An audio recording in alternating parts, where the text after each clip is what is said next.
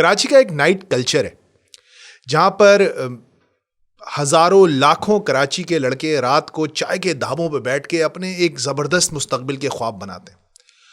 उस शाम के शुरू में ज़ीरो से वो ख्वाब शुरू होता है और फिर 1:30-2 बजे जब तक वो महफिल बर्खास्त होती है तो हर कोई करोड़ों रुपए कमा कर अपने घर चला जाता है। लेकिन हकीकत यह है कि उनमें से 99% लड़के अगली सुबह उठकर अपनी नौकरियों पर चले जाते हैं और कभी उन ख्वाबों के पीछे नहीं जाते जिसमें उनके लिए एक अलग एक बड़ा मुस्तकबिल था। लेकिन आज मैं जिस शख्स से आपको मिलवाऊंगा और I am really happy to share his story with you guys, वो उसका ताल्लुक उन 1% लोगों में से है जो वहाँ से उठे और मुल्क से बाहर गए। और मुझे बड़ी खुशी हुई कि 2 दिन पहले जब शहबाज शरीफ साहब एक्सपोर्टर्स को अवार्ड दे रहे थे तो उस लिस्ट में मैं देख रहा था कि मुझे बड़ी आदत है, मैं उस लिस्ट को पूरा खंगालता हूँ। तो उस लिस्ट में 17वें नंबर पर जाकर एक यूटोपिया इंडस्ट्रीज़ का नाम था। तो हमने सोचा कि क्यों ना यूटोपिया इंडस्ट्रीज़ के जो फाउंडर हैं उनको बुलाया जाए और पूछा जाए कि भाई आपका ताल्लुक उस 1% से कैसे जुड़ा और कैसे आप उसी कराची से उठकर आज अमेरिका में बैठे हैं और अराउंड $1 बिलियन का बिजनेस कर रहे हैं हर साल। So I would like all of you to welcome Jabran Niyaz on this podcast. कैसे हैं भाई, खैरियत से हैं? I am doing wonderful, thank you. यार सच बता रहा हूँ जबरान, बड़ी खुशी हुई आपका नाम देख के उसमें, because we had spoken before और फिर वो लिस्ट बाद में आई, आपने देखा ही होगा उसको, और मुझे बड़ी खुशी हुई बिकॉज सीरियसली मैन, अच्छी खबरों की कुछ कमी रहती है हमारे मुल्क में और आप हमारे लिए पिछले हफ्ते की वो अच्छी खबर थे। ज़ोहरान ममदानी साहब के इख्तदार के मज़े लूट रहे हैं आप लोग। जी जी बिल्कुल, हमारा न्यूयॉर्क में हमारा देसी मेयर आ गया साउथ एशियन ओरिजिन का, तो एक नया दौर है। हाँ हाँ, क्या अच्छी बात है यार, ये वक्त भी देखा आपने, ये तारीखी वक्त है। दुनिया के कैपिटलिज्म के कैपिटल में एक सोशलिस्ट मेयर आ गया है। जी जी बिल्कुल, सोशलिस्ट तो है और इंटरेस्टिंग होगा सोशल मीडिया से, और सारा उन्होंने एक नए तर्ज से अपना स्टार्ट किया है, तो लेट्स सी कि कैसा गुजरता है। ज़हरान ममदानी की स्टोरी पूरी दुनिया जान चुकी है जबरान। आज हम आपकी स्टोरी जानेंगे और आपसे पूछेंगे कि what is your story, how did it start, tell us about yourself. Basically I am born in Karachi, और अपने मैंने शुरू के 22 साल कराची में गुजारे, अपनी स्कूलिंग यहाँ से की।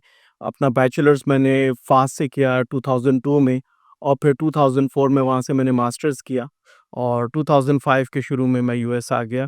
ज़्यादातर मेरा बचपन यही कराची की सड़कों पे और दोस्तों से, और एक मिडिल क्लास की लाइफ गुजारी यहाँ पे। और जब यूएस आ गया 2005 में, तो आईटी से बैकग्राउंड था, तो आईटी की जॉब चाहते थे, लेकिन शुरू में ज़ाहिर है कि पहले 6-8 महीने जो है वो स्ट्रगल की, एयरपोर्ट पे सिक्योरिटी की जॉब भी की, अ, दिन में काम किया, कभी रात में, और इस तरह मतलब स्ट्रगल करते हुए साथ-साथ ज़ाहिर है कि इंटरव्यूज़ भी देता रहा, प्रैक्टिस भी करता रहा। तकरीबन शुरू के तकरीबन जो है वो बिज़नेस स्टार्ट करने से पहले तकरीबन 7-8 साल जो है मैंने आईटी सेक्टर में जॉब की। तकरीबन शुरू में तो बहुत मुश्किल थी, तकरीबन मेरे ख़्याल है पहली 2 जॉब्स के लिए मैंने कमोबेश शायद 100 अलग-अलग इंटरव्यू दिए होंगे, क्योंकि एंट्री लेवल की जॉब्स कम थीं और ज़्यादातर जो हाई एंड जॉब्स थी, तो इवेंचुअली वो जॉब हासिल की, और वहाँ से फिर जो है फिर आई थिंक समवेयर 2011 अमेज़न पे सेलिंग स्टार्ट की, और रेस्ट इज़ हिस्ट्री। वो तो फैक्चुअल है, ये तो फैक्ट्स हैं, हर कोई ऑनलाइन जाके भी देख सकता है। ये तो आप वो चीज़ें बता रहे हैं जो कि ऑन द रिकॉर्ड हैं, सबको पता है। आप अमेज़ॉन के टॉप सेलर हैं, आप 2005 में गए थे। मुझे कोई कहानी सुनाए, टर्निंग पॉइंट, क्योंकि 2005 अगर मैं गलती नहीं कर रहा जबरान, ये वो साल है जब इकॉनमी थोड़ी बेहतर है पाकिस्तान की और बहुत सारे लोग वापस आ रहे हैं। पाक मतलब मुशर्रफ के दौर में काफ़ी लोग, कराची के हालात भी आपको पता है बेहतर हो गए थे और लोग वापस आ रहे थे। आपने जाने का फैसला क्यों कर किया उस वक्त? क्योंकि हवाओं का रुख थोड़ा सा बदला था।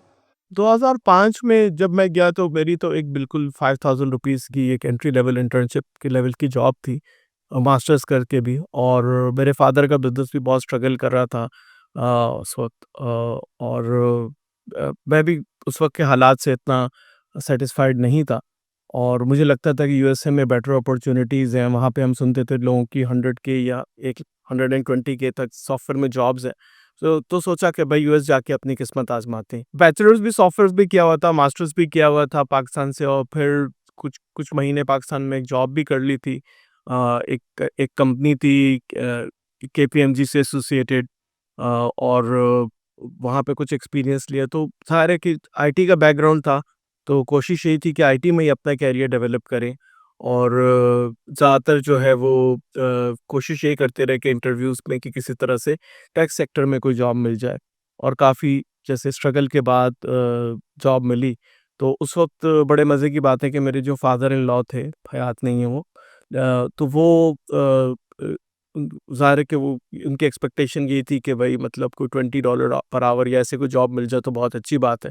तो जब मुझे पहली जॉब मिली, तो वो $40 पर आवर थी और जब मैंने उनको बताया तो उनको यकीन नहीं आया। उन्होंने कहा, "नहीं, नहीं, तुमने गलत सुना होगा, 40K की होगी जॉब तुम्हारी।" तो जब फिर मुझे पहला चेक मिला और मैंने दिखाया और उन्होंने उसमें रेट देखा, सैलरी देखी तो फिर उनको यकीन आया। तो आईटी जॉब्स जो थी वो इवन वहाँ लोकल्स के लिए भी बड़ी बड़ी अच्छी वेल पेड जॉब्स थी comparatively just as compare to the basic jobs. ये तो बड़ा फिनोमिनल पे थी यार, that was good, you were good, हाँ, you were good at software. जी, जी, आईटी की मार्केट बहुत अच्छी थी और आईटी की जॉब बहुत हाईली पेड थी। मुझे तो $40 पर आवर की जॉब मिली, लेकिन उसमें तो जो हायर साइड पे जॉब्स थी, या जो बेहतर जॉब्स थी, वो तो $60, $70 या अप टू $80 पर आवर की जॉब्स भी थी हमारी फील्ड में। तो न्यूयॉर्क सिटी में हमेशा से जो है वो टॉप टियर टैलेंट और जो आपका हाई एंड एक्सपर्टीज़ है उसकी हमेशा हाई डिमांड रही है और उसके बैंक्स थे, उसमें बड़ी-बड़ी अपॉर्च्युनिटीज़ भी रही हैं। आप ओवरनाइट आप रिच रिच महसूस करने लगे, आपने कहा यार $40 पर आवर एक दिन खत्म करके आता हूँ, पास है 600 400 500 डॉलर जमा कर लेता हूँ। जी, जी, बिल्कुल आपकी एक एक अच्छी खासी इनकम थी और उससे बिल्कुल एक कॉन्फिडेंस लेवल आपका बढ़ जाता है और आपकी पूरी डायरेक्शन सेट हो जाती है कि बस अब ये करना है आगे जाके। पहले तो ये बताइए कि जब मार पड़ रही थी आपको 6 महीने और आपको कोई नौकरी नहीं दे रहा था, तो हिम्मत कहाँ से लेते थे उस वक्त? You are a young guy, right? You are what, 25 26? जब मैं यूएस में आया था तो मैं 22 साल का था। मुझे लगता है कि जब आप किसी नई कंट्री में जाते हैं, किसी भी नई कंट्री में, तो आपका एक इमिग्रेंट माइंडसेट होता है। एक आपके अंदर एक पैशन होता है क्योंकि आप अपना घर-बार, फैमिली, रिश्तेदार, अपने सब कुछ पीछे छोड़ कर आए होते हैं और उस वक़्त आप के लिए मेक एंड ब्रेक होता है कि ये नहीं तो कुछ भी नहीं। तो जो एक इमिग्रेंट होता है वो दूसरे मुल्क में आता है, उसका एक मोटिवेशन लेवल या उसका पैशन एक और ही लेवल पे होता है। आप देखें कि जो इंडिया की बड़ी-बड़ी इन्फोसिस और टाटा ये सारी कंपनीज़ बनी हैं, इन्होंने ज़ाहिर है कि डिफरेंट H1L1 वीज़ाज़ पे इनके जो लोग आए, वो सारे इमिग्रेंट माइंडसेट से थे और उन्होंने आके फिर बड़ी-बड़ी टेक कंपनीज़ भी बनाई। तो जो इमिग्रेंट माइंडसेट है, ये एक बड़ी पावरफुल चीज़ होती है। हमारे भी कुछ लोग हमने भी अपने कुछ टीम मेंबर्स जब यूएस से बुलाए, तो हमें उनकी एफिशिएंसी में, परफॉर्मेंस में एक बहुत सिग्निफिकेंट फ़र्क नज़र आता है, क्योंकि उस तरह का पैशन लोकल्स में नहीं होता। ऑसम। जरा फास्ट फॉरवर्ड करते हैं। अमेज़न रीसेलर या अमेज़न सेलिंग, जो भी इसको कहा जाता है, ये एक बड़ा बज़वर्ड रहा है पिछले 10 साल। मतलब मेरी अपनी बिल्डिंग में, मैं फॉर्च्यून टावर में बैठा हूँ, राजी रोड पे, अगर आप कराची में आते जाते हैं तो आपने देखी भी होगी। इस बिल्डिंग में कोई दसियों लोग हैं जिनके बड़े बड़े ऑफिसेज हैं जहाँ पे ये काम हो रहा होता है, और पता नहीं कौन से भाई और कौन से फलाना लोग हैं जो इसमें बहुत एक कल्ट किस्म की फॉलोइंग है इसके लोगों की। यार मुझे आसान अल्फाज में बताएं, क्या हकीकत है और क्या अफसाना है ये अमेज़न रीसेलिंग का? थोड़ा सा मुझे समझाएं, मुझे नहीं समझ में आता ये। 2011 में मेरे पास बेसमेंट में कुछ पुराने टॉवल्स पड़े हुए थे, जो पाकिस्तान से मंगाए थे बी2बी में बेचने के लिए, और फिर जब वो बी2बी में नहीं बिक सके, तो फिर पहले उसको मैंने ईबे पे बेचने की कोशिश की और उसके बाद फिर मुझे पता चला कि ये अमेज़न पे भी बेचा जा सकता है, तो मैंने उसको अमेज़न पे बेचना स्टार्ट किया और उस वक़्त अमेज़न के अर्ली डेज़ थे। वो रिसेंटली पहले अमेज़न पहले किताबें बेचता था, तो वो आहिस्ता-आहिस्ता रेगुलर कॉमर्स में आया था और एक नया फिनोमेना था और एक नई चीज़ थी, कम लोग उसके बारे में जानते थे, बहुत ही कम लोगों को उसके बारे में पता था। आप क्या मतलब, when you saying I was Amazon reseller, आप क्या बेचते थे, कहाँ से लेते थे, क्या करते थे, थोड़ा बताएंगे? What was your first gig? आप किस चीज़ पे काम करना शुरू किया? क्योंकि 4-5 करोड़ डॉलर तो बहुत बड़ा अमाउंट है यार। तो मतलब आपने इतना तेज स्केल किया, इट्स अनबिलीवेबल। मतलब मैं तो सुन के, मतलब आप जॉब कर रहे हैं, आप बोलते हैं यार ये करता हूँ, और 5 साल में आपने ऐसी scaling, that is beast mode level work, मतलब how did you manage that? अच्छा, हमने जो अपना बिज़नेस स्टार्ट किया उसमें कोई सिग्निफिकेंट इन्वेस्टमेंट नहीं थी। ज़ाहिर है कि जो हमारी जॉब्स की छोटी-मोटी सेविंग्स थी, उससे हमने प्रोडक्ट सोर्स करके अमेज़न के ऊपर अमेज़न एफबी यूज़ करके उस पे सेल करना शुरू कर दी। और देखते ही देखते जो है वो हमारा बिज़नेस जो है वो काफ़ी तेज़ी से, और मेरा ख़्याल है कि कोई 5 से साल में हम कोई 30-40 मिलियन डॉलर के रेवेन्यू तक पहुँच गए। जिब्रान, यहाँ पे एक थोड़ा सा बिजनेस से हट के साइकोलॉजी का सवाल करूंगा मैं आपसे कि दुनिया में बहुत सारे लोग होते हैं जिनको अपॉर्चुनिटीज नजर आती हैं, ठीक है ना, उनको नजर आता है यार ये गेम बन रही है, इधर कुछ तेजी आ रही है, यहाँ पे कुछ होने वाला है, लेकिन क्या कहते हैं, ओवर थिंकिंग या डेथ बाय एनालिसिस का शिकार हो जाते हैं उनके आइडियाज़, कि वो सोचते रहते हैं, वो एक्शन नहीं लेते। मुझे आपकी कहानी में एक चीज़ बहुत ज़बरदस्त लग रही है कि आपका बड़ा स्पार्टन किस्म का फोकस है। आप आइडिया बना, घुस गए, किया, टक टक टक टक टक टक, ये भी नजर आता है, ये भी करते हैं। ये कोई वो आपके डिस्ट्रैक्शंस का शिकार नहीं हो रहे आप एक एवरेज 20 ईयर ओल्ड की तरह, एवरेज 28 ईयर ओल्ड की तरह। Why is that?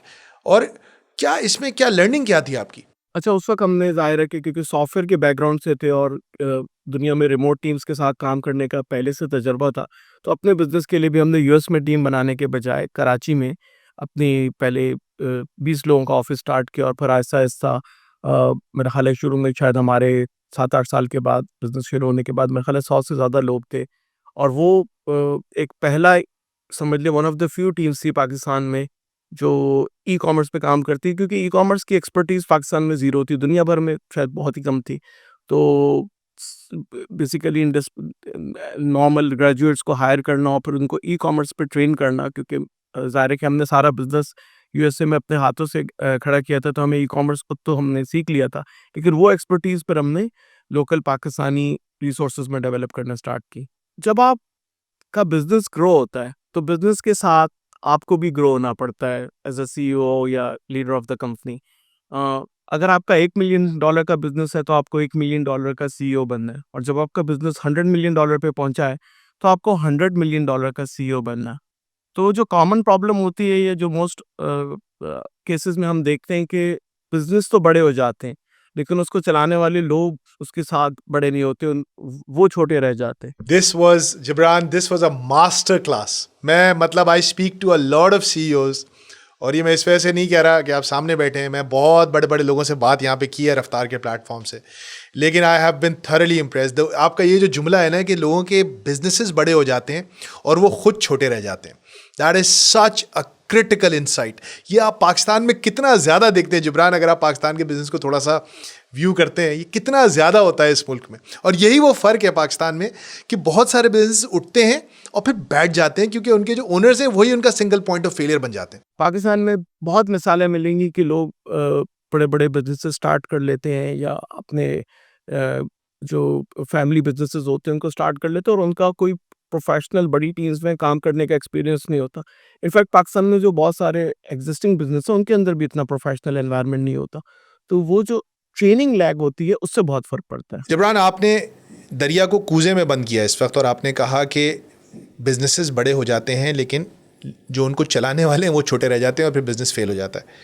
लेकिन बिजनेसेस कैसे बड़े होते हैं इस पे तो किताबें भी लिखी जाती हैं, बहुत सारे गुरुज हैं बताते भी हैं, भाई अमेज़ॉन पे बेचना कैसे बताते हैं, लेकिन इंसान कैसे बड़ा होता है इसका थोड़ा सा तो आपने बताया कि यार गलतियों से सीख रहा होता हूँ, लेकिन एक बहुत बड़ा फैक्टर मेंटोर्स का भी होता है इंसान की ज़िंदगी में। क्या आपको इस पूरी जर्नी में कोई ऐसे मेंटोर्स मिले जिन्होंने आपका हाथ पकड़ा, आपको लेके चले, कोई था ऐसा?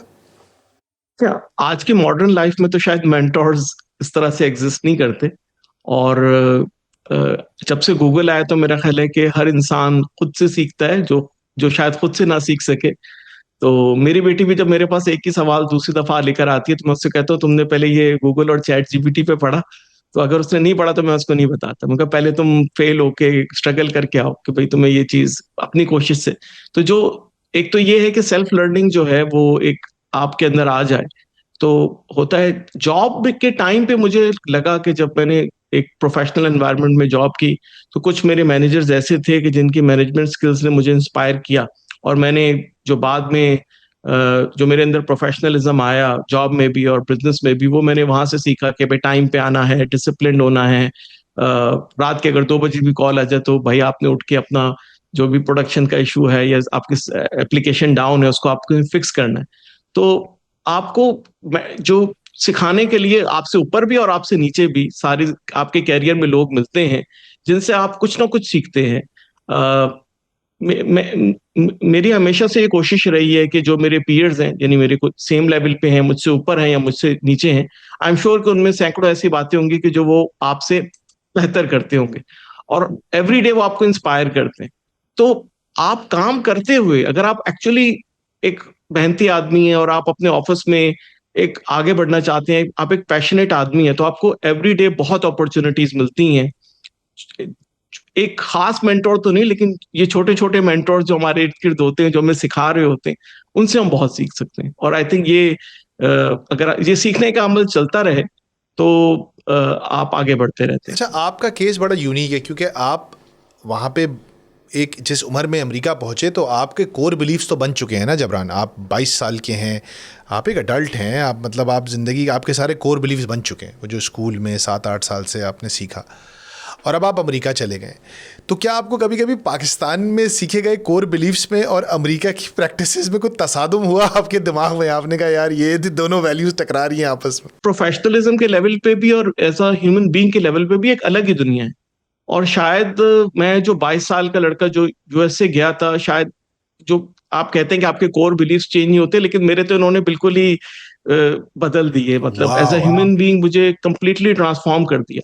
मुझे लगता है कि मेरी जो जो सबसे ज्यादा मेजर मेरी लाइफ में चेंज आया वो मेरे फास के बैचलर्स के 3 साल, मेरा ख्याल है वो मेरी लाइफ की one of the largest transformation थी। क्योंकि मैं एक लकीली आ गया था, मैं मेरिट पे बड़ी मुश्किल से पूरा उतरता था उनके, तो मैं फास्ट में किसी तरह घुस गया और मैं मतलब वो 1 साल तो समझ लें कि मैं वो 1.6 जीपीए के साथ वार्निंग पे था, वो मुझे किक आउट कर रहे थे और मैं बॉटम 20 में था और मैं वाहिद बच्चा था जो बॉटम 20 में था। और उसने 3 साल में अपनी डिग्री कंप्लीट की, वरना मेरे साथ के जितने सारे हैं वो बेचारे 4 साल में करते रहे।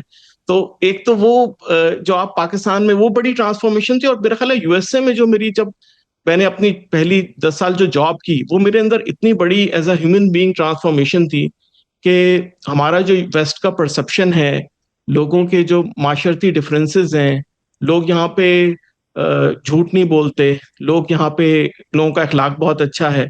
और बिजनेस में और काम में प्रोफेशनलिज्म ऐसा है कि अगर आपको किसी ने मिसाल के तौर पे एक टाइम दिया है, तो ज्यादातर लोग 15 मिनट पहले पहुंचते हैं। 5 मिनट पहले नहीं, 15 मिनट पहले पहुंच जाते हैं अपनी मीटिंग के टाइम से, और आप हैरान होते हैं। और जब आप हमेशा you are the only person coming late, तो आपको लगता है यार कुछ तो मुझ में गड़बड़ है। मैं टाइम पे भी आ जाऊं, जैसे 9 o'clock की मीटिंग पे 9 o'clock भी आ जाऊं, तो भी मैं आखिरी आदमी होता हूँ। तो कुछ तो मेरा मसला है कि ये लोग 5 मिनट 10 मिनट मीटिंग से पहले क्यों आ रहे हैं। तो आहिस्ता आहिस्ता फिर जब आप उस माहौल में रहते हैं और लोगों से काम करते हैं, और लोग किस तरह से आपको ग्रूम करते हैं या किस तरह से आपको डील करते हैं, ऐसे ह्यूमन एक दूसरे की रिस्पेक्ट बहुत है। जैसे जो मुझे सबसे शॉकिंग हुआ ये कि जो मेरी कंपनी का बॉस है, मैं उसको नाम से बुला रहा हूँ। मतलब सर का तो कोई कॉन्सेप्ट ही नहीं है यूएसए में, प्रेसिडेंट को भी लोग नाम से बुला रहे हैं। तो यहाँ तक है कि बच्चे अपने बाप को नाम से बुला रहे हैं, वो एक अलग एक्सट्रीम है। हाँ, वो उस पे बड़ी हमारे माशरे में तो बहुत रिएक्शंस आ जाते हैं। तो मुझे सबसे ज्यादा पाकिस्तान में जो वापस जब मैंने अपनी मैन्युफैक्चरिंग स्टार्ट की, तो सबसे बड़ा कल्चरल शॉक ये हुआ कि मैंने लोगों से कहा मुझे नाम से बुलाओ। लोग तो लड़ पड़े मुझसे कि भाई ऐसा तो हो ही नहीं सकता, हम कैसे आपको नाम से बुलाएंगे, हमसे तो निकलेगा ही नहीं आपका नाम जबान से। तो इंडस्ट्री जो हमारी मैन्युफैक्चरिंग कंपनी में, उसको इन्फोर्स करना तो शायद बहुत मुश्किल था, लेकिन ई कॉमर्स कंपनी में किसी हद तक, क्योंकि वहां पे टैक्स है, यंग जनरेशन है, यूएस कल्चर, हम यूएस के जो एटलीस्ट जो उनकी चीजें हैं कि जो अच्छी हैं, उनको हम ला सकते हैं। तो उसके वहां पे मैंने कोशिश की कि कम से कम ये तो इस तरह के कल्चरल डिफरेंसेस हैं। दूसरा ये कि लोगों के काम में फर्क है, यानी कि एक जो आपका मैनेजर है, उसका आपका काम का डिफरेंट, लेकिन इज्जत में फर्क नहीं है। सब एक ही टेबल पे बैठते हैं, सब एक साथ खाना खाते हैं। आप उससे पहले खाना, मतलब आपको वो पहले खाना सर्व कर देंगे कि आप ले लो या आप फूड निकाल लो, एक ही जगह पे कर रहे हैं। तो वो आपको कभी भी ये महसूस नहीं होने देंगे किसी भी गैदरिंग में, उठने में, बैठने में, खाने में पीने में कि कोई किसी से मोहतरम है या किसी की कुछ ज्यादा ही जो है वो है। और आप अगर 10 लोग बैठे हुए तो बता नहीं सकते कि इनका मैनेजर कौन है या इनका बॉस कौन है या इनका कंपनी का सीईओ कौन है। वो सारे एक ही तरह से बैठे होंगे, उनका हुलिया बातचीत करने का स्टाइल एक जैसा होगा। जबकि मैं किसी भी महफिल में पाकिस्तान में जाऊं तो बता सकता हूँ कि इन सबका बॉस कौन है, सारे आगे पीछे उसके इर्द गिर्द होंगे। तो इतने ये छोटी छोटी चीजें हैं जो आप एक कल्चरली नोटिस करते हैं और फिर वो आपको एक डिफरेंट ह्यूमन बीइंग बनने में एक बहुत मदद करती हैं। तो यहाँ पे अगर मिसाल के तौर पे अगर हमारे घर में कोई कभी सफाई के लिए भी खातून आ जाए या कोई इस तरह से आ जाए तो उसका भी एक रिस्पेक्ट है, उसकी एक मकाम है, वो एक रिस्पेक्टफुली अपनी जॉब करती है। तो वो एक और उसमें आपको ना उसको शर्म आ रही होती है ना आपको आ रही होती है, और वो आपको उसको जब आप उससे बात करते हैं तो इंटेलेक्चुअली आप उसको अपने बराबर समझते हैं। और ये बहुत बड़ा डिफरेंस है दोनों सोसाइटीज का कि लोगों को एक दूसरे के बराबर समझना में बहुत फर्क है, और इससे मेरा ख्याल है कि बहुत सारे मसले भी हल हो जाते हैं। मतलब आपने इतने फंडामेंटल इशू की तरफ निशानदेही की है इस वक्त। मैं डॉक्टर आसिफ हिरानी है, अमेरिका में ही होते हैं, ही इज़ अ इमाम and he is a cleric. वहाँ पे अच्छा खासा, बॉस्टन में थे पहले, अब डैलस चले गए। वो आए थे पिछले हफ्ते, तो उनसे पॉडकास्ट हो रही थी। तो मैंने ये उनसे पूछा कि मैंने कहा क्या वजह है कि लोग पाकिस्तान से जाते हैं अमेरिका, और वही लोग जो यहाँ पे स्ट्रगल कर रहे होते हैं वहाँ शानदार काम करते हैं और वहाँ पे चीज़ें अलग हो जाती हैं। तो उन्होंने बड़ी फंडामेंटल चीज़ बताई। उन्होंने बोला यार देखो, पाकिस्तानी मुआशरा एक कॉलोनाइज मुआशरा है। हमारे जहनों, हमारे कल्चर, कॉलोनाइजेशन हमारे खून में दौड़ रही है। सर, यही जो आपने सारी चीज़ों की तरफ निशानदेही की ना, सर, बॉस, बड़े साहब, साईं, मतलब कुछ भी, मतलब आप उसके मुख्तलिफ अलकाबात हैं, लेकिन जितने भी अलकाबात हैं। और कह रहे हैं America is an imperial power. तो इम्पीरियल पावर्स के अंदर एक सेंस ऑफ सुप्रीमेसी और सेंस ऑफ सेल्फ रिस्पेक्ट होता है। तो जो लोग अमेरिका में पलते बढ़ते हैं उनके अंदर एक सेंस ऑफ सेल्फ रिस्पेक्ट और सेल्फ एस्टीम होती है। आपने कितनी प्यारी बात बोली कि कोई घर में काम भी करने आती है, वो भी एक सेल्फ रिस्पेक्ट, सेल्फ एस्टीम के साथ आती है, और आप उससे बराबरी की बुनियाद पे बात करते हैं। यही वो फंडामेंटल चीज़ है शायद, जिसमें फिर आप जैसे लोग या आप जैसे हज़ारों लाखों लोग जो वहाँ आए और उनको उस मुआशरे ने बराबर देखा और सिर्फ आपको आपके काम की बुनियाद पर जज किया और आप आगे चले गए। American society was providing you all the right ingredients. अब आपने, काम आपका बढ़ गया, और अगर मैं गलत नहीं समझा तो आपने सोचा कि यार ये मैं इधर उधर से करता हूँ, मैं अपने बैकवर्ड इंटीग्रेशन करता हूँ और मैं अपनी चीज़ें खुद बनाना शुरू कर देता हूँ। Is that what happened? जी बिल्कुल। और यूएस चाइना के ट्रेड के इश्यूज भी चल रहे थे ट्रम्प के फर्स्ट एरा में, तकरीबन 2019 की बात है ये। और उस वक्त हमने सोचा कि ये ना हो कि यूएस जो है वो, उस वक्त ट्रम्प ने कुछ चीजों पे टैरिफ लगाया भी था अपने पहले टाइम में चाइना पे। तो हमने सोचा कि यार हम इतनी चीजें चाइना से लेते हैं, तकरीबन उस वक्त हम अपना मेजॉरिटी ऑफ द सामान चाइना से लेते थे, और एक ये भी फील होता था कि यार ये चीजें हम पाकिस्तान से क्यों नहीं लेते। तो पहले तो कोशिश ये की कि पहले मैं ट्रेड शोज में गया और अपने पाकिस्तानी जो बड़ी बड़ी कंपनीज है उनसे कहा कि भाई ये प्रोडक्ट्स आप मुझे दें। तो उनमें से मेजॉरिटी ने कहा कि ये प्रोडक्ट आपको पाकिस्तान में नहीं बनती। मैंने कहा ये तो टेक्सटाइल की चीजें हैं। तो उन्होंने कहा नहीं, ये आपको चाइना से सस्ती मिलेंगी, आपको हम महंगी देंगे, या हम बना नहीं सकते। अच्छा, मुझे दोनों चीजों ने ना, क्योंकि मेरा भी थोड़ा बहुत फादर मैन्युफैक्चरिंग करते तो मुझे मैन्युफैक्चरिंग समझ में आती थी। मैंने कभी वहां पे काम नहीं किया था, लेकिन मुझे मैन्युफैक्चरिंग समझ। मैंने कहा मुझे आप फंडामेंटली समझाओ कि पाकिस्तान में ये चीजें क्यों नहीं बन सकती और महंगी क्यों होती है। उन्होंने पहला रीजन दिया कि पाकिस्तान में लेबर महंगी है। मैंने कहा यार मैं तो 5 साल से 7 साल से चाइना जा रहा हूँ, उनकी तो लेबर हमसे 7 गुना महंगी है।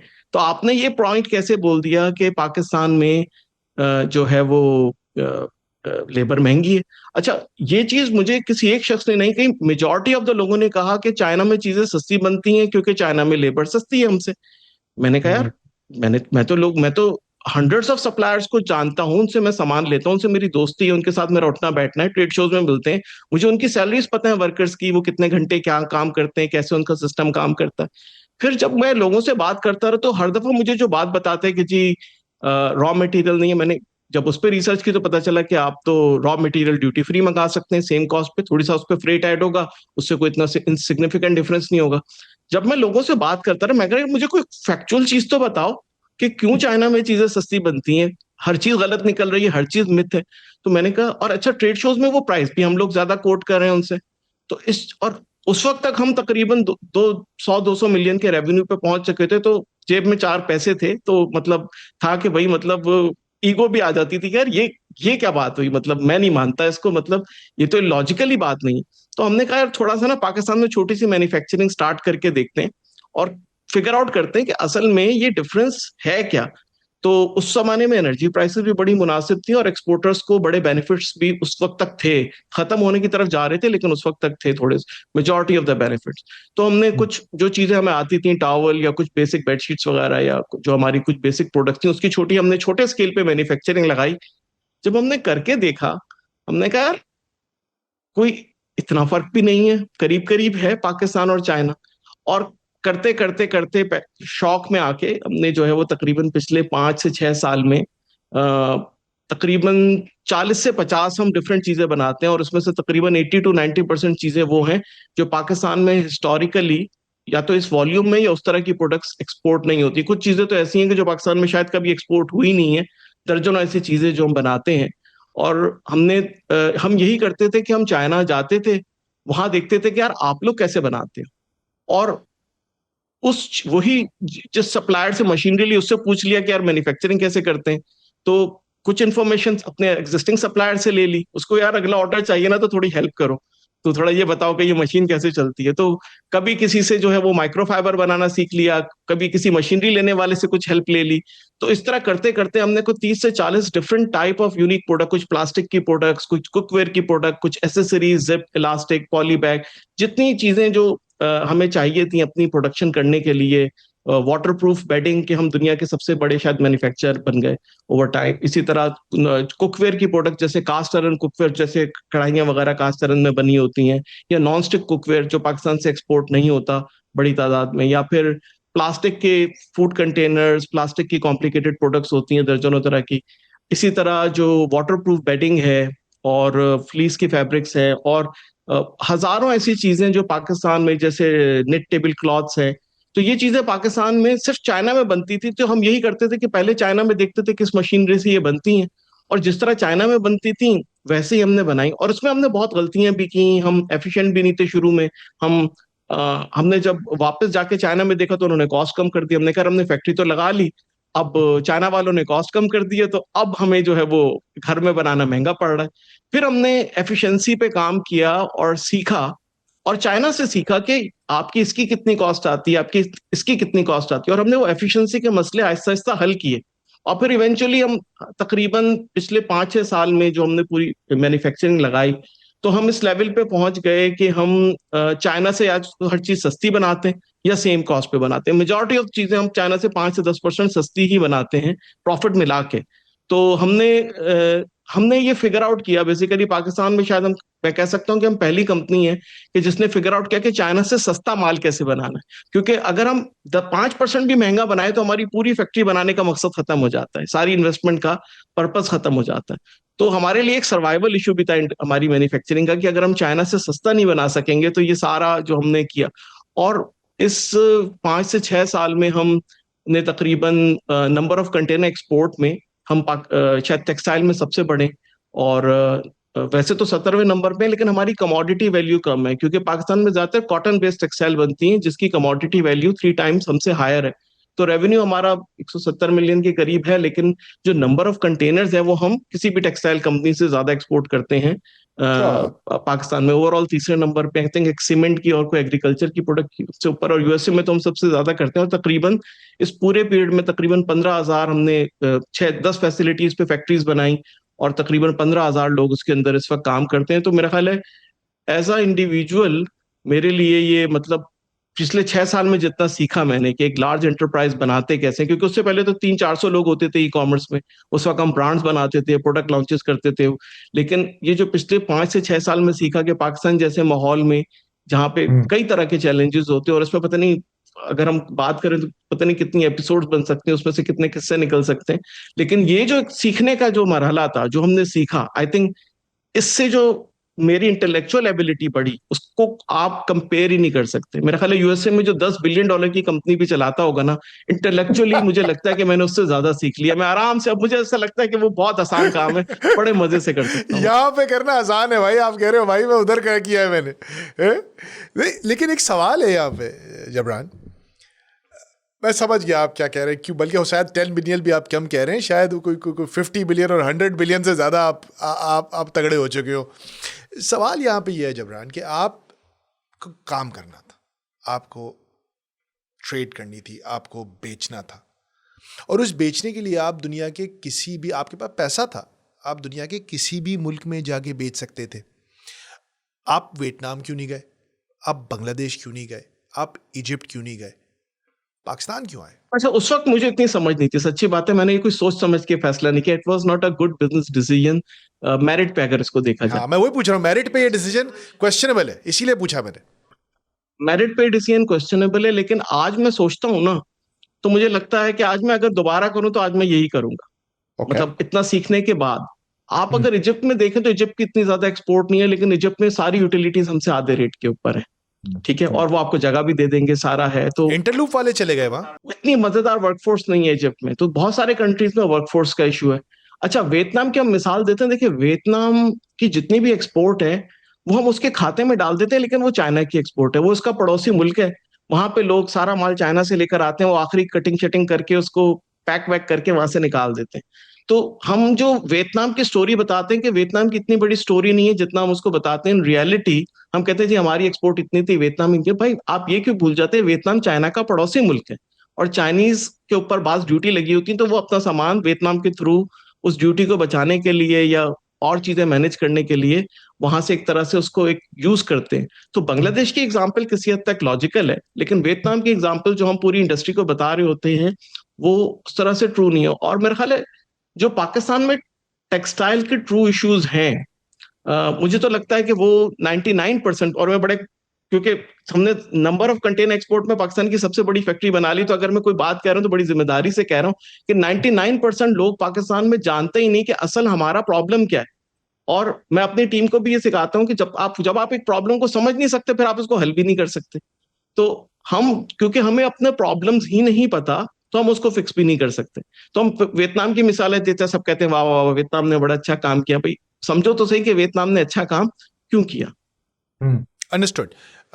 लेकिन मैंने पूछा इसीलिए था क्योंकि देखिए ना, पैसा तो उस तरफ जाता है जहाँ पे झुकाव होता है, जो पैसे के लिए साजगार माहौल होता है, पैसा उधर ही ट्रैवल करता है।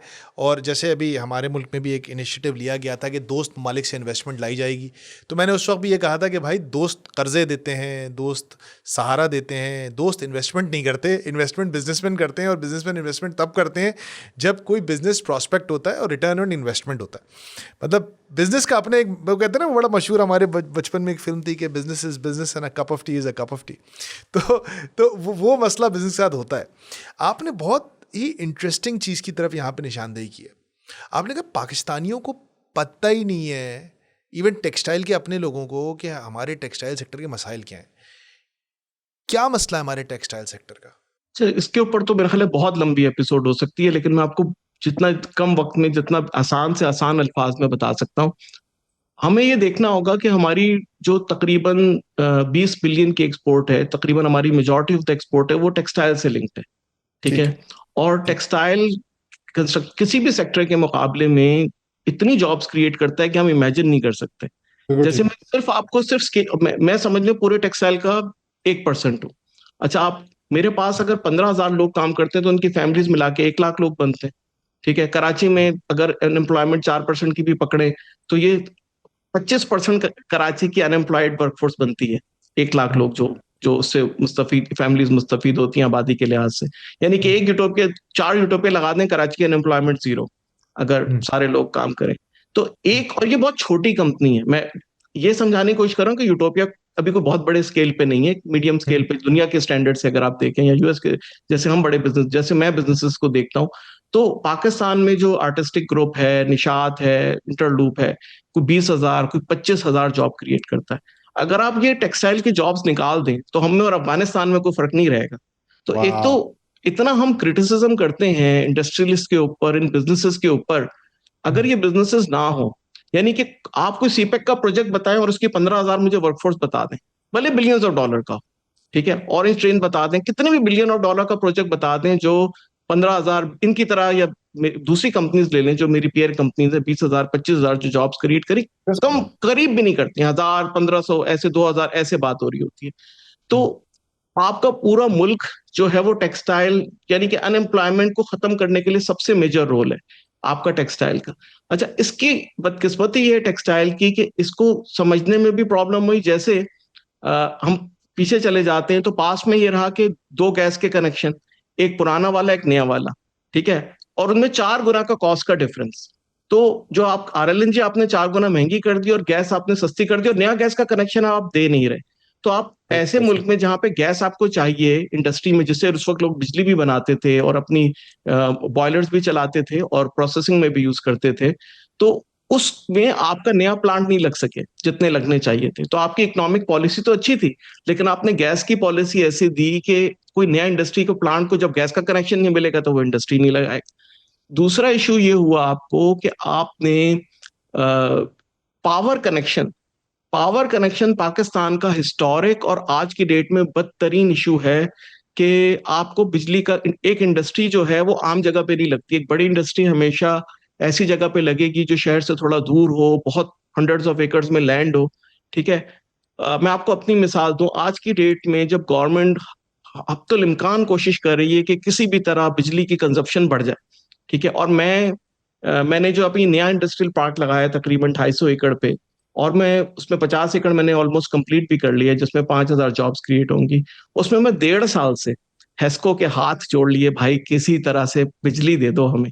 वो कभी कोई बहाना करते हैं, कभी कोई बहाना करते हैं, कभी कहते हैं ग्रिड लगा लो, फिर हम कहते हैं कि भाई रोड के दूसरी तरफ है, आप हमें लगा दो इधर, ये भी गवर्नमेंट का इंडस्ट्रियल जोन है, ये भी।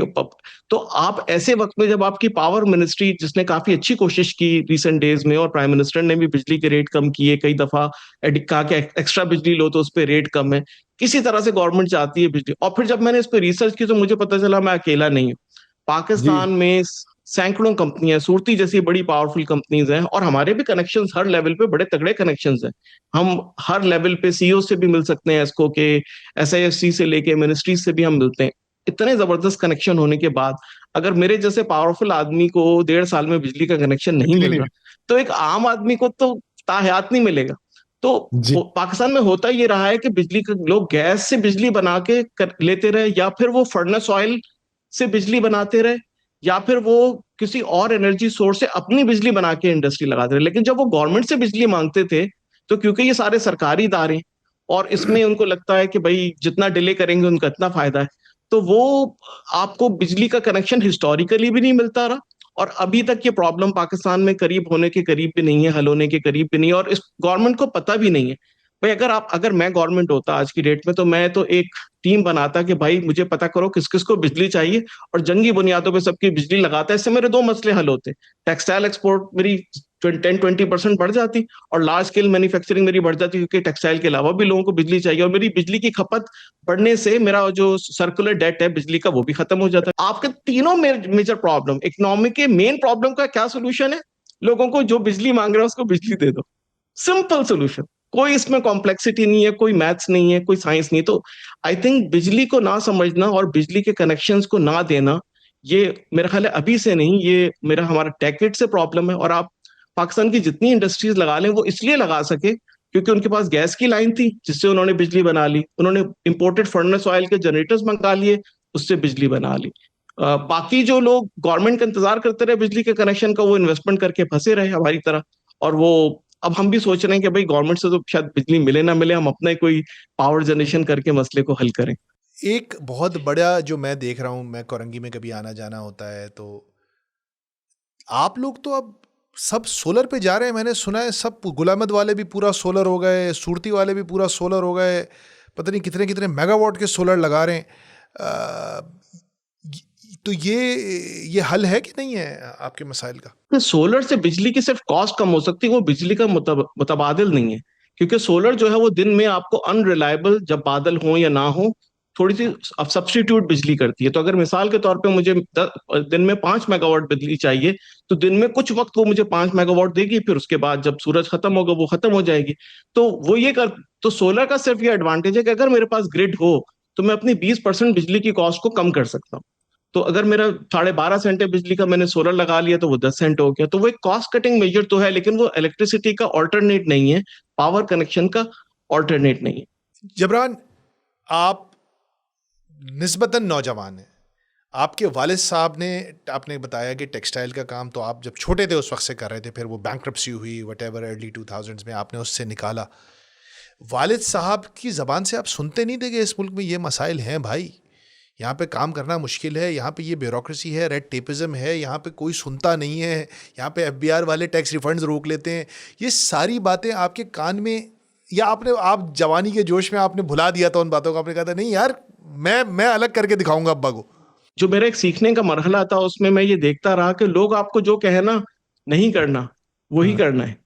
मैं जैसे रियल एस्टेट की एग्जांपल दूं, तो जब मैं कराची में लैंड लेने के लिए गया अपनी रियल एस्टेट की, तो मैंने कुछ 4-5 ब्रोकर से बात की। उसने कहा ये आपके फेज 1 में ले लें, साइड 2 के, फेज 2 में ना ले। मैंने कहा क्यों ना ले? तो कह रहे हैं यहाँ पे डेवलपमेंट नहीं हुई हुई ना, तो यहाँ पे आप अकेले होंगे तो आपको काम करना मुश्किल होगा। मैंने कहा वहां पे रेट क्या? उन्होंने कहा आधे से कम है। अच्छा, फिर मैं दूसरे के पास गया, तीसरे के पास गया, चौथे के पास गया, तो सबने मुझे एक ही बात बताई कि भाई आप यहाँ ना लेना। मैंने कहा आपने मार्केट में सबने मिलकर मशहूर कर दिया कि यहाँ ना लेना, इसका मतलब सबसे बड़ी अपॉर्चुनिटी यही है, क्योंकि दूसरी जगह को आप महंगा बता रहे हो हर किसी को, तो हर कोई वो जगह लेना चाहता है, तो उसकी मार्केट वैल्यू डबल हो गई है। तो मैंने फिर साइट फेज 2 में वहां जगह ली जहां पे प्रॉपर अभी कोई फैक्ट्री नहीं थी, क्योंकि मुझे पता था कि मैं यहाँ पे इनफ इंफ्रास्ट्रक्चर लगा दूंगा कि ये भी उस जगह उतनी ही आबाद हो जाएगी जितनी है। तो उस वक्त मैंने जो 2.5 करोड़ की हाफ एकड़ ली थी, वो फिर बाद में अपने पीक पे 15-16 करोड़ पे भी हाफ एकड़ गई 3 से 4 साल में, क्योंकि वो पूरा एरिया हमने तकरीबन वहां पे कोई 50+ प्लॉट्स लेके फैक्ट्रीज बना के उसको डेवलप कर दिया, तो वो बाकी इलाके से ज्यादा डेवलप हो गया। तो ये चीज मैंने सीखी सारी जिंदगी में कि जो हर शख्स कहे ना करो, इसका मतलब ये है कि वहां पे हर किसी ने उसकी डिमांड कम कर दी है, उसको अंडर वैल्यू कर दिया है, तो वो सस्ता एसेट है। यानी स्टॉक में अगर मैं कहूं तो मुझे सबसे कहेगा यार ये चीज ना लेना ना, क्योंकि तमाम आर्टिकल्स में लिखा हुआ है कि ये ना लेना, इसका मतलब है कि ये अंडर वैल्यूड है, ये फुल्ली अप्रिशिएटेड नहीं है।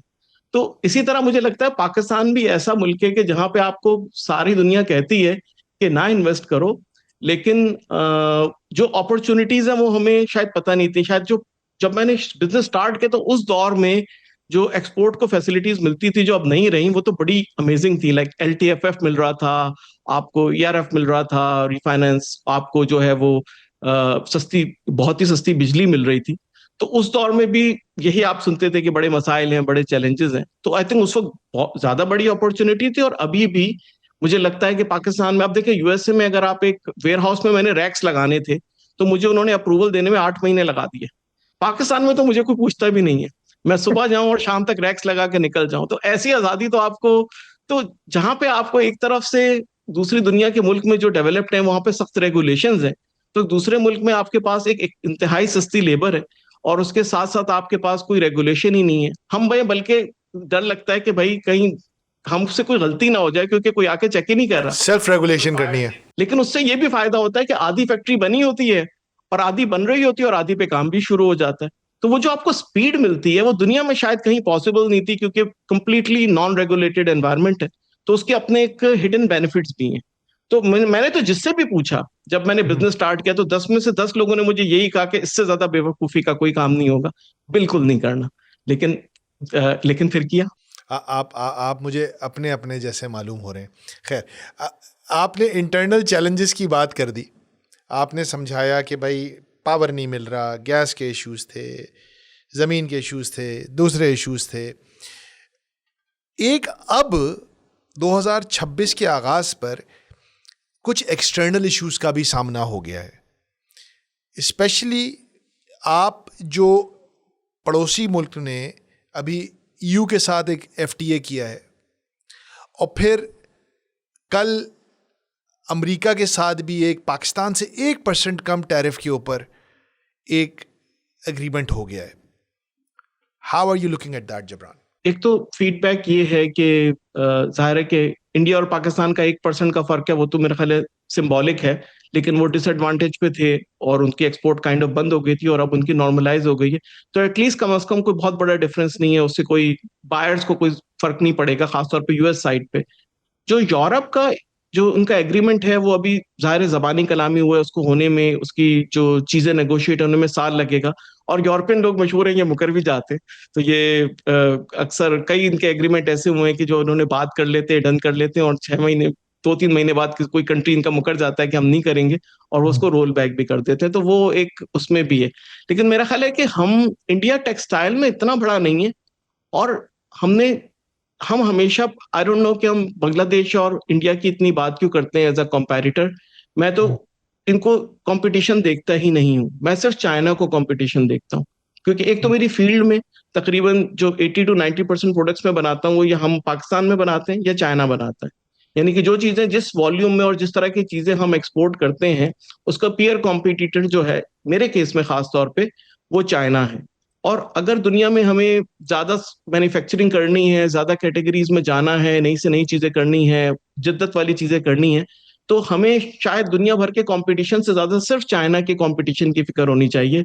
क्योंकि जो स्केल है ना चाइना, क्योंकि वियतनाम की एक्सपोर्ट भी अब चाइना में गिन लें, क्योंकि वो भी उसी की एक्सपोर्ट है एक तरह से, तो चाइना का जो नंबर है उसके मुकाबले में बाकी कंट्रीज तो पेनीज है, मतलब कोई उसकी इतनी बड़ी, कुछ मुझे लगता है कि जो इंडिया की जो प्रोडक्ट्स है वो हमसे थोड़ी सी टेक्सटाइल की डिफरेंस है, वो डेकोरेटिव में कुशन्स और उस तरह की चीजों में ज्यादा है, ओवरलैप भी सिग्निफिकेंट है।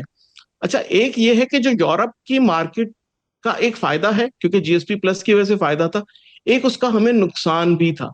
उसका नुकसान यह था कि यूरोप के छोटे छोटे से मुल्क हैं, तो उसके जो बड़े ऑर्डर्स नहीं होते, और जो मैन्युफैक्चरिंग कंपनीज होती है ना, उनको ऐसा पार्टनर चाहिए होता है कि वॉलमार्ट मिल जाए, यूएसए में टारगेट मिल जाए, भी 100 कंटेनर, 200 कंटेनर, 500 कंटेनर।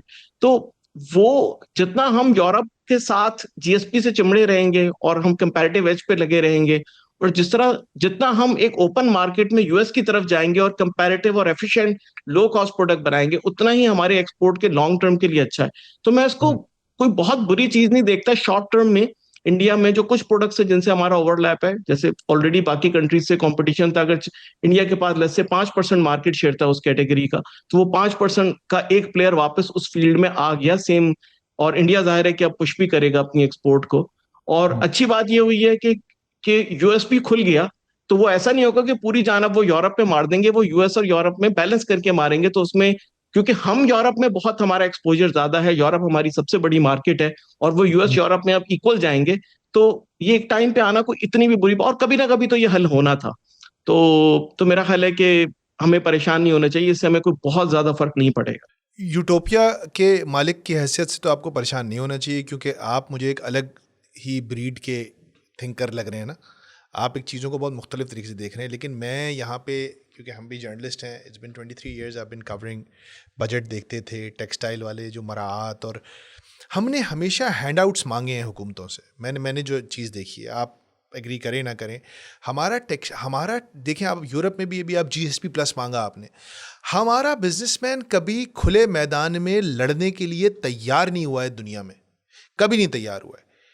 और इसी वजह से शायद, और हुकूमत से प्रोटेक्शन मांगते रहे, भाई ये दे दें मुझे, ये भी दे दें मुझे, ये भी दे दें मुझे, ये भी दे दें मुझे, वो अपनी टांगों पे उस तरीके से कभी खड़ा नहीं हुआ जिस तरह से एक ज़रूरत थी। और इसका बहुत एक सीधा इम्पैक्ट आया है कि आपकी एक्सपोर्ट्स में ग्रोथ नेग्लिजिबल है, 15 सालों में ना होने के बराबर ग्रोथ है। आपको वाकई लगता है कि इसका इम्पैक्ट नहीं बढ़ेगा? मतलब you are saying this for the whole industry, you are saying that for utopia?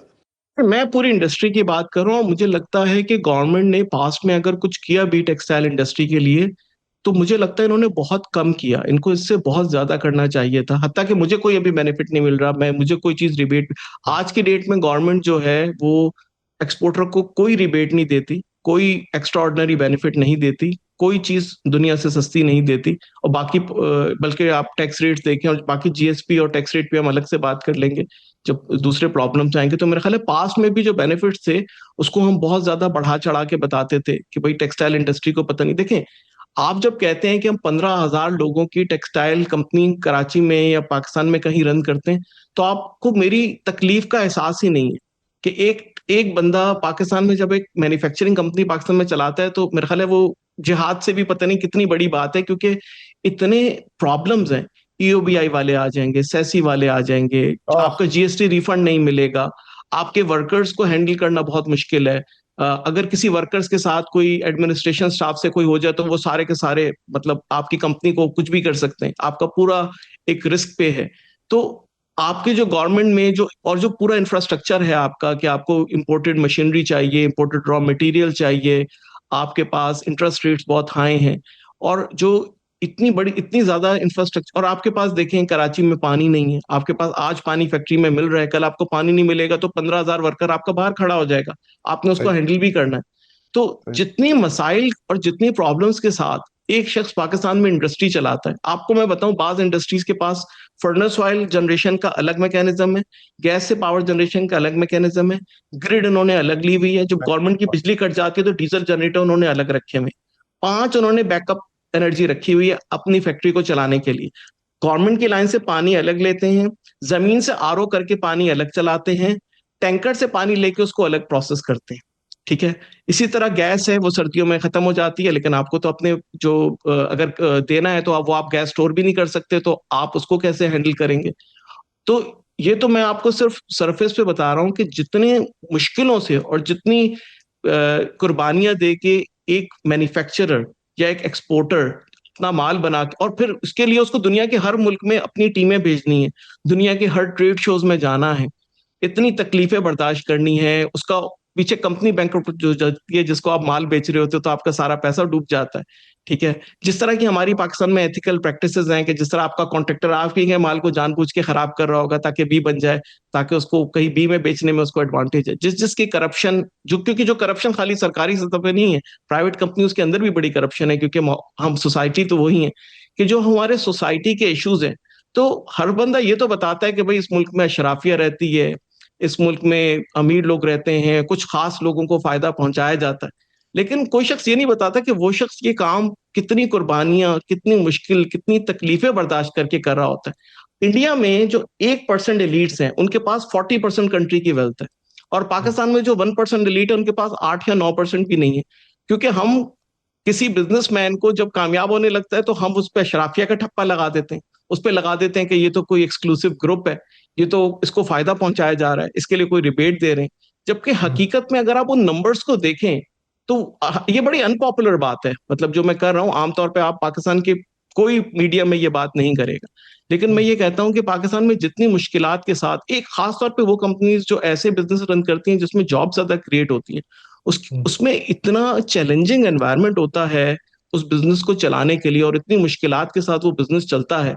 मेरा ख्याल है अगर आप जितने भी हमारे जो बंदे हैं जो 10,000, 20,000, 25,000 जॉब क्रिएट करते हैं, इन सबको मेरे ख्याल है जो तमगे हैं, हिलाल इम्तियाज है, सबको दे दें, क्योंकि ये लोग इतनी मेहनत से ये करते हैं, और एक लार्ज ऑर्गेनाइजेशन चलाना इतना मुश्किल काम है, और इतने इसमें मार्जिन नाम की तो मतलब कोई खास मार्जिन नहीं है इन बिजनेसेस में।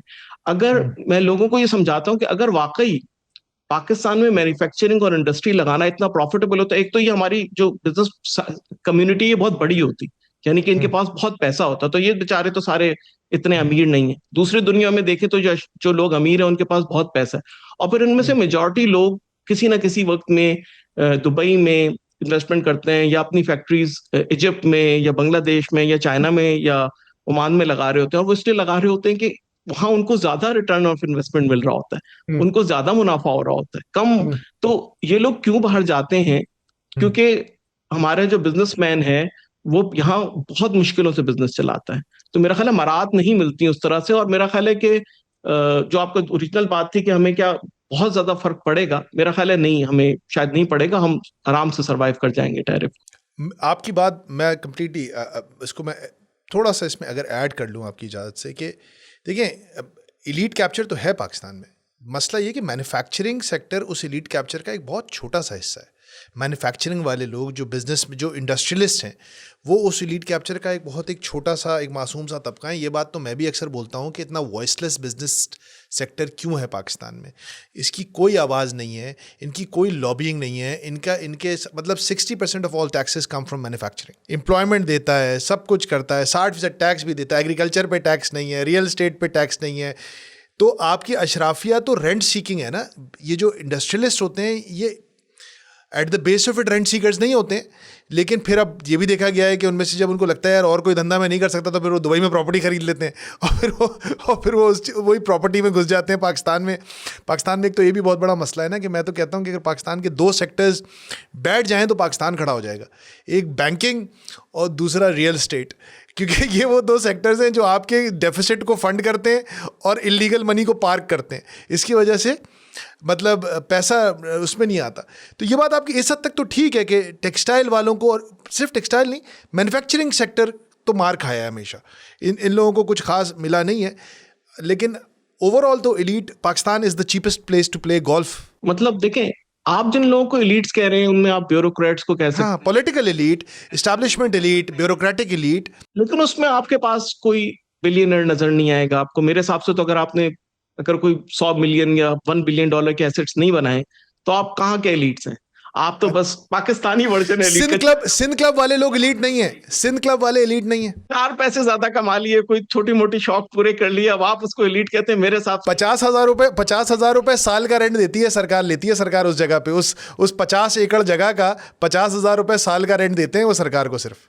Isn't that subsidy? नहीं, बिल्कुल। और ये सिंबॉलिक चीजें हैं, लेकिन इनको जितना हम मटेरियली समझते हैं कि उसका इकोनॉमी पे इम्पैक्ट है, मतलब मैं ये समझता हूं कि हमारे मुल्क में करप्शन और जो करप्शन या जो आप कह लें जो ये चीजें हैं उसका 5% इम्पैक्ट है, और लैक ऑफ एक्सपर्टीज या लीडरशिप स्किल या खराब प्लानिंग या एक्सपर्टीज की कमी का 95%, गलत पॉलिसीज और गलत स्ट्रेटजी 95% रोल है, और करप्शन का 5% से भी कम रोल है। वो है बहुत बुरा, वो एक सिंबॉलिकली वो बहुत खराब है, लेकिन हम जितनी करप्शन करें, इतनी करप्शन करके अगर हम अपना काम सही कर लेना तो हमारे 95% मसले हल हो जाए। मसला ये है कि करप्शन भी होती है और वो जो काम होना होता है वो भी नहीं होता है। प्रॉब्लम ये है कि वरना ये होता है ना, काम हो रहा है उसके साथ करप्शन चल रही है, दरिया बह रहा है उसके साथ रन ऑफ द रिवर हो रहा है, और रन ऑफ द रिवर नहीं हो रहा, काम नहीं हो रहा होता, सिर्फ करप्शन हो रही होती है। You are absolutely right.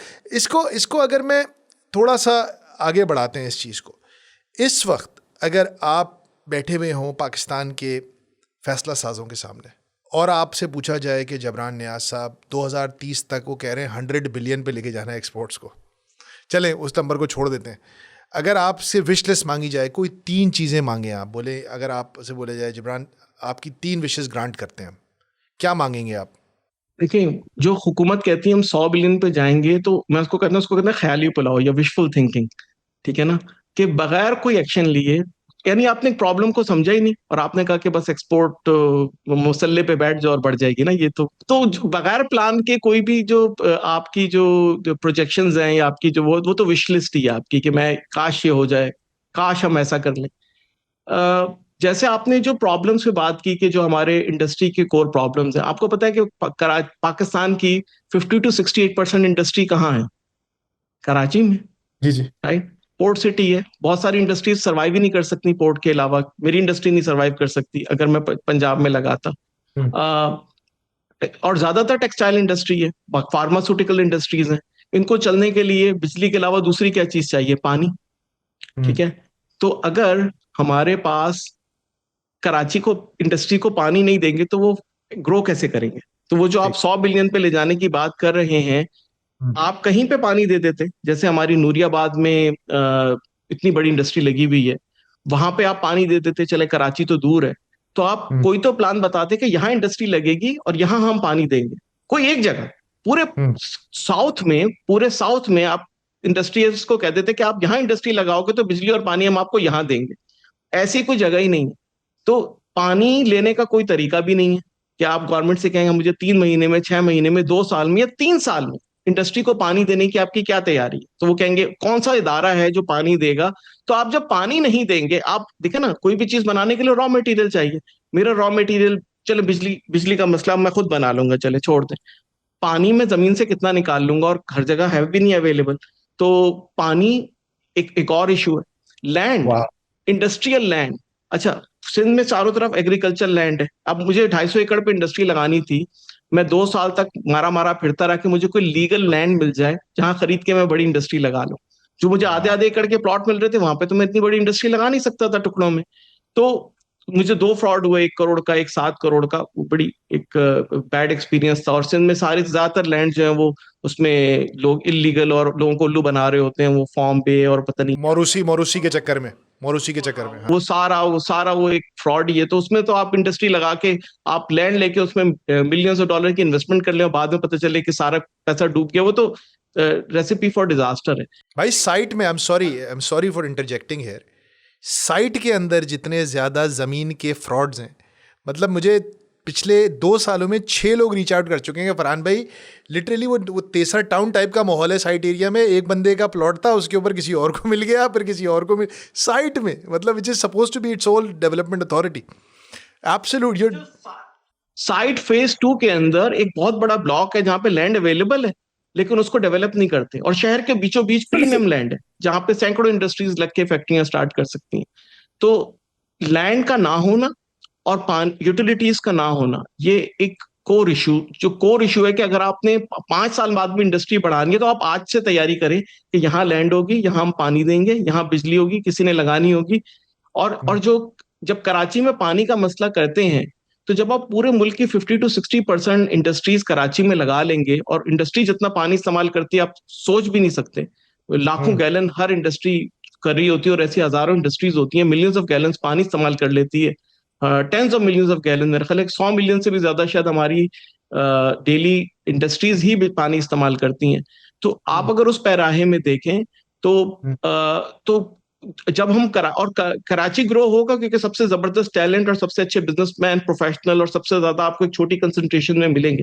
तो जिस दिन आप यहाँ पे या तो नूरियाबाद साइड पे किसी बड़े इंडस्ट्रियल एरिया में, या फिर कोर कराची में, जब आप पानी के और बिजली के और लैंड के मसले हल करेंगे, तो आप कंपैरेटिव में आपकी लेबर सस्ती है। मैं कहता हूँ पाकिस्तान में अभी तो बिजली गवर्नमेंट ने थैंक्स टू द गवर्नमेंट वो कम कर दी, एक एक्सपोर्ट डेवलपमेंट सरचार्ज कम कर दिया, तो दो ढंग के काम के तो उनको अप्रिशिएट भी करना चाहिए।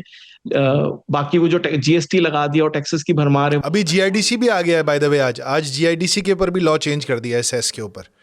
तो अब वो चूंकि वो सुपर टैक्स के पे जीत गए हैं केस, तो अब वो जीआईडीसी का भी अभी लॉ अमेंड हुआ है, मुझे आया है अभी कि उसमें भी कुछ चेंजेस कर रहे हैं सेस पे। एनीवे तो ये जो अच्छा दूसरा ईज ऑफ डूइंग बिजनेस पे आप देखें तो एक इदारा होता है ईओबीआई, आप जमा कराएं, एक फिर आप सैसी सिंध में और पंजाब में पैसे जमा कराएं। अच्छा ये पैसे वर्कर को नहीं मिलते, अच्छा ये पैसे हमसे गवर्नमेंट ले लेती है, इसका वर्कर को 2 पैसे का फायदा नहीं है, और इनके इदारे आपके डोर पे अच्छा हर फैसिलिटी पे आके कहते हैं इस फैसिलिटी का भी कराओ। मैंने कहा मेरे तो हेड ऑफिस में सारे वर्कर रजिस्टर्ड है ना, तो वो हर लोकेशन पे जाके उसका अलग ना वो चक्कर लेते हैं, जो भी उनका आपको पता है कैसे काम होते हैं।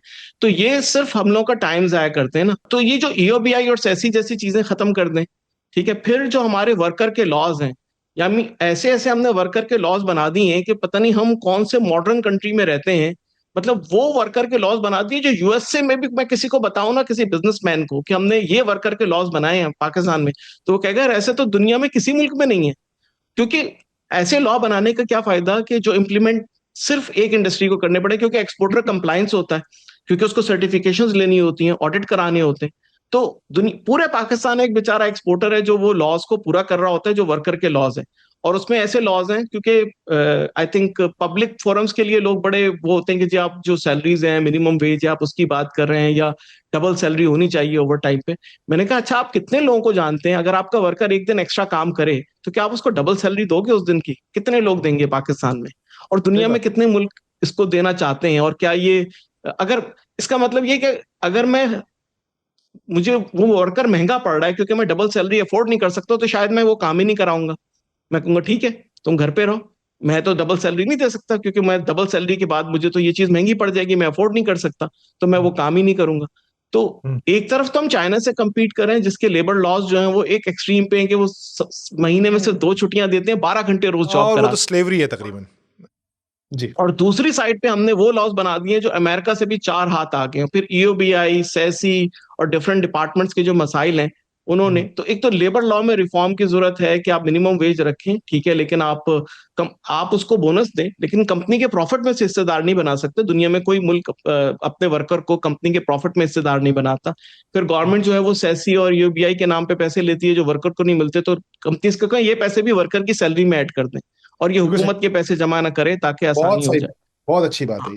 ताकि वर्कर को फायदा हो ना। हुकूमत क्यों वो पैसे ले रही है जब जब वो उसको देगी नहीं, बस अपने पास जमा करे जा रही। तो ये मतलब ईज ऑफ डूइंग बिजनेस। और दूसरा देखिए जीएसटी, मतलब एक्सपोर्टर से जीएसटी लेना, तो मैं तो कहता हूं कि इससे बड़ा कोई गुनाह ही नहीं है पाकिस्तान में। यानी कि एक शख्स जो पाकिस्तान में बिजनेस कर रहा है उसमें से 95% लोग जीएसटी नहीं दे रहे, ठीक है, और एक बंदा जो पाकिस्तान में अपना माल नहीं बेचता, आपने उससे जीएसटी लेनी है। यानी कि आप अकल देखें और हमारे फैसला साजों की सोच देखें कि भाई पाकिस्तान में 90 to 95% लोग जो बिजनेस करते हैं वो जीएसटी नहीं देते। वो छोटी छोटी दुकानें हैं, जाहिर है वो जीएसटी, हाँ, रिटेल सेक्टर देता ही नहीं है, क्या करता है, रिटेल सेक्टर नहीं देता, उससे आप कहते हैं जीएसटी नहीं लेनी। और एक बंदा कह रहे मैंने तो अमेरिका और यूके में माल बेचने, मैं तो उस मुल्क में जीएसटी दे रहा हूँ, भाई आप मुझसे क्यों जीएसटी ले रहे हो? और हमारा जो सबसे, आप अच्छा, लोग सिंध गवर्नमेंट को बड़ा कहते हैं कि जी सिंध गवर्नमेंट, मैं कहता हूँ बड़े अच्छे लोग हैं, एक फिक्स लेते हैं, आपका काम कर देते हैं, ठीक है, मेरा बिजनेस नहीं रुकता ना, ठीक है, मैं तो बड़ा ईज ऑफ डूइंग बिजनेस समझता हूँ उसको। सिस्टम जो है, आप सिस्टम के मोतरफ हैं, आप सिस्टम। आपका कोई ट्रांसफर, फाइल का ट्रांसफर लेट थोड़ी होता है, आपका एक निजाम है, उससे चल रहा है आपका कोई। अब जो एफबीआर ने अपना जीएसटी का सिस्टम बनाया, भाई आप भी हमसे कुछ ले लो, हमारे रिफंड दे दो। अब मैं एक साल तक 200-300 करोड़ रुपए मेरे फंस गए जीएसटी के रिफंड में। और मेरा कुछ ऐसा मसला था कि मैं अकेला फंस गया, तो हाईलाइट नहीं हो सका, क्योंकि उनको लग रहा था कि वो उनका निजाम सही काम कर रहा है। मैं क्योंकि वो प्रोडक्ट्स बनाता था जो पाकिस्तान में नहीं बनती, तो उनका सिस्टम उसको सही प्रोसेस नहीं कर रहा था, और वो उनको सिस्टम सही कराने में मुझे साल लग गया। मेरे 200 करोड़ रुपए से ज्यादा फंस गए, और मेरा एक्सपोर्ट जो 14-15 मिलियन डॉलर का था वो 5-6 पे चला गया, और मैं बिल्कुल डिसअपॉइंट हो गया इनके चक्कर लगाते कि अच्छा एक महीने का रिफंड प्रोसेस ना हो, अप्रैल का 2024 का नहीं होता तो वो मई का भी नहीं होगा, पूरा साल आगे का फंस गया, और आप पैसा दिए जो और वापस आपको मिल नहीं रहा। अब उस निजाम का नाम रखा उन्होंने फास्टर। मैंने कहा यार इससे बड़ा जोक क्या होगा, ऐसे निजाम जो साल में रिफंड नहीं देता उसके नाम में हमने फास्टर रख दिया, भाई इसका नाम तो कम से कम सही कर लो। तो तो वो एक मेरा ऐसा एक्सपीरियंस था कि अगर आप चाहते हो कि एक्सपोर्टर एक्सपोर्ट बढ़ाए, तो एक तो उस पर जीएसटी का अजाब बंद करो कि भाई एक बंदा पाकिस्तान में माल नहीं देता, 95% लोगों से आप जीएसटी नहीं कलेक्ट करते हो, दुनिया में आपको एक बेवकूफ आदमी यही मिला है कि आप जबरदस्ती उससे जीएसटी ले लो। फिर जो इनकम विद होल्डिंग टैक्स का बड़ा एक है। अच्छा, यूएसए में आप साल में प्रॉफिट कमाते हो, अपना टैक्स जमा कराते हो, ये कहते हैं नहीं, आपने जो एक्सपोर्ट किया उस पर 1% विद होल्डिंग टैक्स दो, पैसा आता है उसमें से 1% हम काट लेंगे। अच्छा, फिर उन्होंने कहा नहीं ये भी कम है, अब हम 2% काट लेंगे, अब विद होल्डिंग टैक्स को 2% कर दिया। और फिर जो आप साल में प्रॉफिट डिक्लेयर करोगे उस पर सुपर टैक्स अलग से जमा कराओ, तो आपका 40% टैक्स हो गया, यूएसए में 20% है।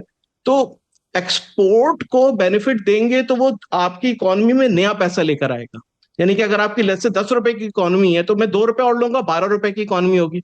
उससे जितने भी हैं, कंस्ट्रक्शन सेक्टर हो गया, रिटेल सेक्टर हो गया, जितनी भी पूरी इकोनॉमी है, वो 2 रुपए बढ़ने से सबकी 20% जीडीपी बढ़ जाएगी, कॉस्ट ऑफ लिविंग बढ़ जाएगी।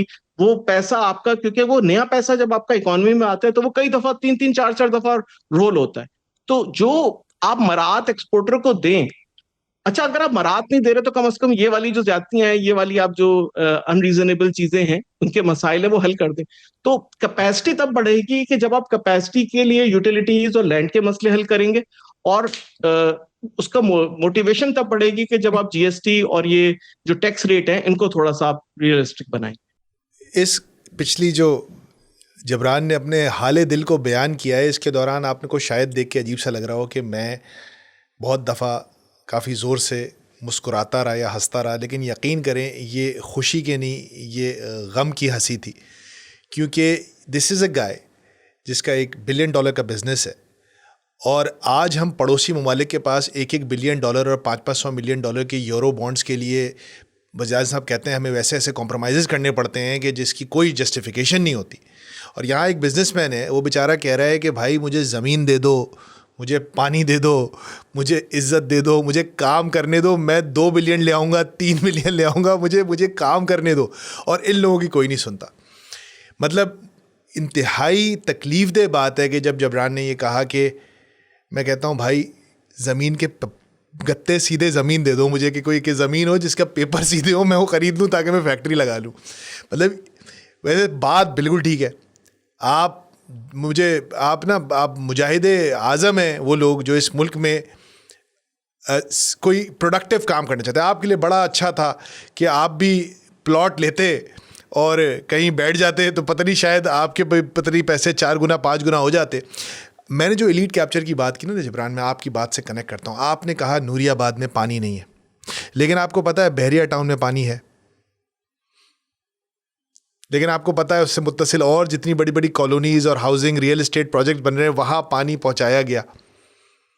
ये हैं वो प्रायोरिटीज़ कि ये है वो एलीट कैप्चर। मैंने एक पॉडकास्ट में कहा था, बहुत वायरल भी हो गया था, कि हमें तो एलीट भी ठीक नहीं मिली, कि हमें एलीट मिल जाती ना जो कि जिसकी प्रेफरेंसेस ठीक जगह पे होती। ठीक है, धंधा करो, बिजनेस करो, इकोनॉमी ग्रो करें। आई मीन अब तो ये चीज़ किसी, मतलब एक छोटी सी एग्जांपल देता हूँ आपको इस मुल्क के माइंडसेट की, कि हम लोग यूट्यूब चैनल चलाते हैं, राइट? तो अब आपने चीफ जस्टिस के लेवल से लेकर और हर जगह एक जुमला सुनने में आता है, ये यूट्यूबर्स डॉलर्स कमाते हैं।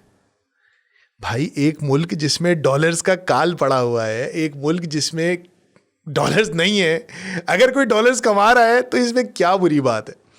लेकिन I think this is the dilemma. But मुझे बहुत उम्मीद हुई है आपसे आज बात करके जबरान। आखिर में सिर्फ एक सवाल पूछूंगा, उसके दो हिस्से हैं। पहला सवाल तो ये है कि आपने काफ़ी हद तक इस पे बात कर ली, लेकिन मुख्तसरन अगर दोबारा इसको हाईलाइट कर दें कि अमेरिका, वो कहते हैं ना अमेरिका अमेरिका है, यहाँ पे एक बड़ा मशहूर जुमला है ना, अमेरिका अमेरिका क्यों है? और क्या अब 2026 में जो हालात है अब भी वही अमेरिका है? और दूसरा सवाल भी साथ ही ले लें कि अगर आप अमेरिका ना जाते तो क्या आज आप $1 बिलियन बिजनेस के ऊपर बैठे हुए होते? आपको दूसरे सवाल का पहले जवाब दे देता हूँ कि मैं 5,000 रुपए की नौकरी कर रहा था, तो अभी हो सकता है कोई 4-5 लाख रुपए की कर रहा होता। ठीक है, तो मुझे नहीं लगता कि मेरी इंटेलेक्चुअल ग्रोथ होती और मैं इतना बड़ा एंटरप्रेन्योर बन सकता। तो वो मुश्किल था। जो आप पहला सवाल करें कि क्या अमेरिका अमेरिका है, आज के दौर में पहले से भी ज्यादा। अगर आप एआई देखें, अमेरिका की जीडीपी इतनी बड़ी है, और आपका कोई भी ऐसा काम, मिसाल के तौर पे आप एक कराची में दुकान खोलते हैं, वहां एक दुकान से आप 100 रुपए का बिजनेस करते हैं। ठीक है, यूएसए इतना बड़ा है कि उसका मार्केट ही साइज लाखों का है, यानी कि उससे हजारों गुना बड़ा है। फिर आपकी वो चीज का स्केल इतना बड़ा है कि अगर ऑनलाइन हो जाए, भले वो कोई टेक कंपनी हो या भले कोई ई कॉमर्स कंपनी हो, तो वो उसकी पूरी जीडीपी इतनी बड़ी है कि जब वो पूरे कंट्री पे डिवाइड होती है, तो जो उसका स्केल का साइज होता है वो पाकिस्तान जैसी इकोनॉमी से 1000 गुना बड़ा है। तो पाकिस्तान में अगर एक बिजनेस सक्सेसफुल हो तो हो सकता है कि वो 1 करोड़ रुपए अपने बेस्ट पे कमा सके। लेकिन अगर वही बिजनेस यूएस में सक्सेसफुल हो जाए तो वो 10 अरब रुपए पे जाता है। वही चीज, एग्जैक्ट सेम आइडिया। तो एक आइडिया का जो पे बैक है, जो जो बेनिफिट है, या जो उसका हिट होने के केस में उसकी जो अपसाइड है, वो 100 टाइम से भी ज्यादा है किसी छोटे मुल्क के मुकाबले में।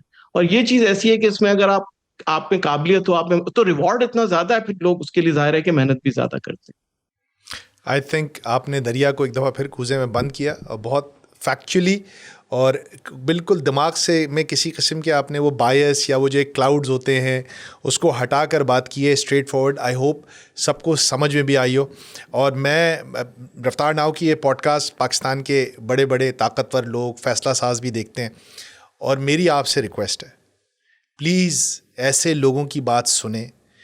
ये कहीं भी जा सकते थे, इन्होंने एक चॉइस की है, इन्होंने पाकिस्तान को चूज़ किया है। ये अमेरिका में बैठे हुए हैं 20-25 साल से, इनके लिए दुनिया के दरवाजे खुले हुए हैं। इसके बावजूद ये यहाँ पे सारी ख्वारियाँ उठा के फैक्ट्रीज़ लगा रहे हैं, लोगों को रोज़गार दे रहे हैं।